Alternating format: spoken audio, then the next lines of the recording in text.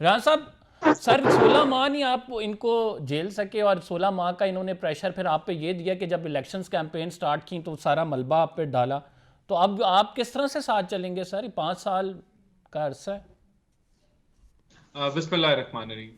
सबसे पहले तो 16 माह जो 13 जमातों का कोलिशन था, बहुत अच्छे तरीके से एक दूसरे के साथ चला और उसके अंदर हमने मुल्क को दिवालियेपन से बचाया और आईएमएफ का मुआहदा हम इंटैक्ट छोड़ के गए, जो कि बड़ी अचीवमेंट थी, जिसकी वजह से आज आप देखते हैं कि डॉलर का जो रेट है वो रुपए के लिहाज से स्टेबलाइज हो चुका है। तो ये उसके बाद बिल्कुल इलेक्शन का दौर आया और इलेक्शन में हमने नाराबाजी आपको नजर आई। लेकिन जो पाकिस्तानी कौम ने मैंडेट दिया, उसके अंदर कोई भी जमात सिंगुलरली अपनी अपनी जो है वो हुकूमत नहीं बना सकती थी।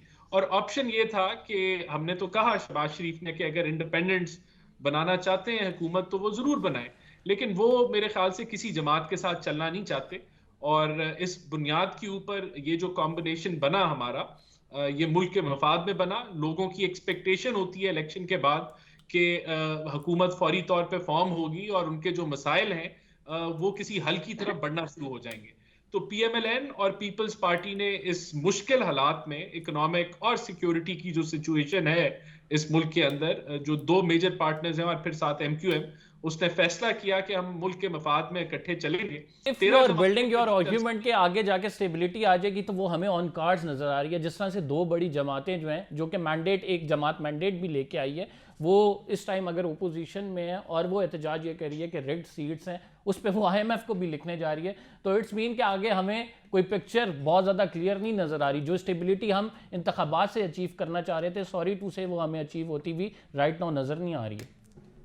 नहीं, देखिए, उस जमात का तो एजेंडा क्लियर हो गया। उन्होंने पिछली दफा भी जब उनको आईनी तरीके से बाहर निकाला गया तो उन्होंने ऑपोजिशन के अंदर बैठना पसंद नहीं किया नेशनल असेंबली में। ना उन्होंने केपी पंजाब की हुकूमतें चलाई, उन्होंने सिस्टम को कोलैप्स या गिराने की कोशिश की।